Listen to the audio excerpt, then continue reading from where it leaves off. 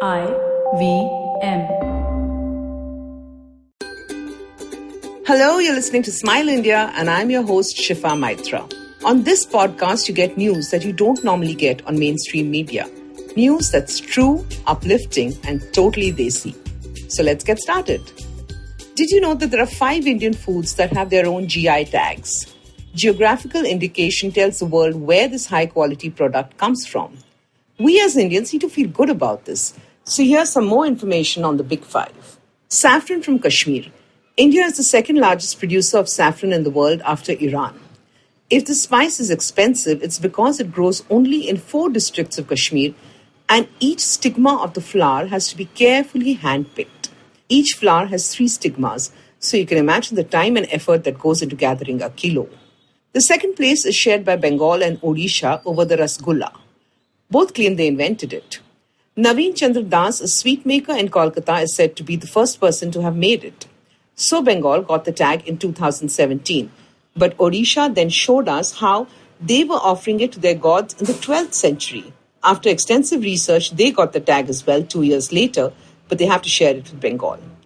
Maharashtra, more specifically 5 regions have the tag for the Alfonso mango. This is a personal favorite since summers are incomplete without hapus. 7 states in India share the next tag, the one for basmati rice from the Indo-Gangetic plains. Good news is that no other state or country can claim basmati rice is grown there. Next up is Baba Budangari's coffee. This Arabica coffee is cultivated in the Chikmagalur hills. The first coffee seeds in India were said to be brought here from Yemen by a Sufi saint called Baba Budangari. So the hills and the coffee are named after him. About time we all try our GI tagged goodies, right? Now I must tell you about Sarita Khanchandani, a zoologist and former school teacher from Ulhasnagar. When the lockdown began, she heard about over 50 birds dropping dead near her house. There was a college there and the birds used to get leftover food from the canteen and water as well.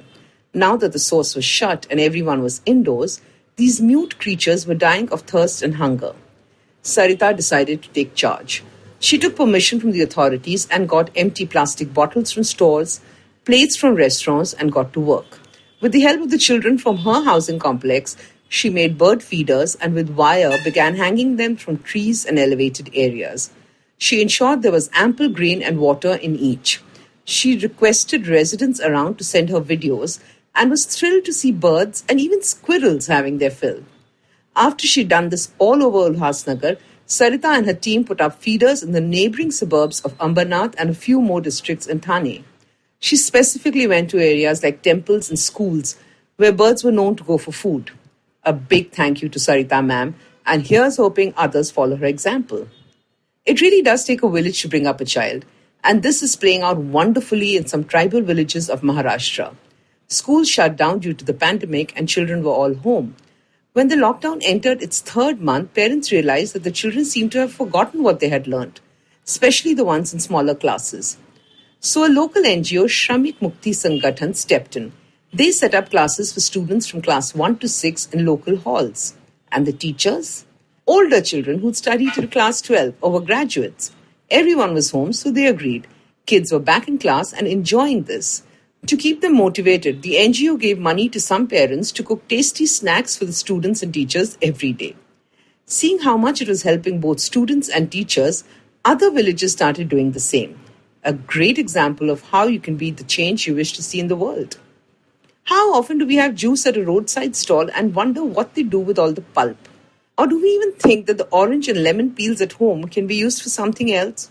While things like pulp and peels have given a new source of income to some in Delhi. Student entrepreneurs from Delhi University formed an NGO called Utkarsh and began researching.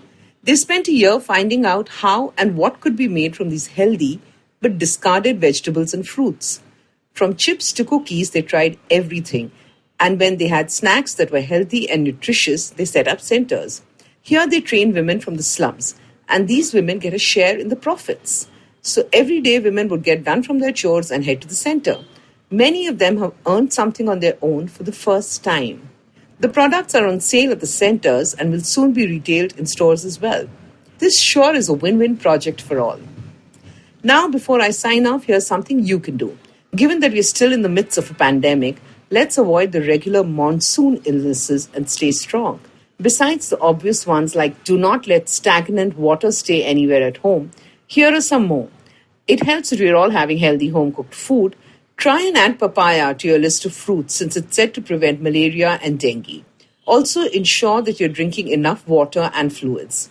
We all tend to forget that since the weather doesn't make us thirsty, so keep an eye. If you like this podcast, don't forget to check out other interesting podcasts on IVM Network. You can listen to us on the IVM Podcast app or ivmpodcast.com. You can also follow us on our social media. We are at IVM Podcasts on Twitter and Instagram. If you want to reach out to me, it's at Shifa Maitra on Instagram and Twitter.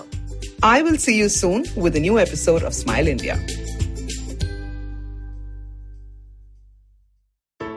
I hope you enjoyed that show. So another really fun week on the network. I don't know if you saw this, but Varun Thakur was on Advertising is Dead. That was a really, really fun episode. Besides that, we've had some great guests all over the place. We had Ram Madhvani on Cyrus Says. We had Saurav Mukherjee, a legend in the finance space. He was on Paisa Vaisa. He and Anupam have co-written a book, so definitely do check out that episode and go buy their book too. I mean, that would be another great thing to do. Uncle Please It had a really, really cool episode with hosts of our other show, Mr. and Mrs. Binge Watch, Anirudh and Janice. They were talking about celebrity culture and how that's progressed over the last few years. And yeah, it's just been a really, really great week. One episode I did want to shout out. A couple of weeks ago, Pulyabazi did an episode which was just amazing. They were talking about the letters between Mahatma Gandhi and Rabindranath Tagore. Do check those out. Those are really good. And with that, hope to see you again next week. Entertainment is like food for the brain. It's a window to culture and a great way to understand the world around us. The internet has changed what it means to be an entertainer, creating new storytellers with millions of fans. It has spawned a new breed, the story-sellers, those behind the scenes creating the business for this ecosystem. They work with brands, platforms and channels who are keen to capitalize on an audience hungrier than ever for more stories. I'm Vineet Kanabar, and I have a ringside view to how stories are told and sold. On my show, I bring you creators, artists, executives, and marketers for a freewheeling conversation around the business of entertainment. Tune in to Storytellers and Storysellers for personal stories, analysis, and criticism every Thursdays as I talk to the brightest minds telling or selling great stories today.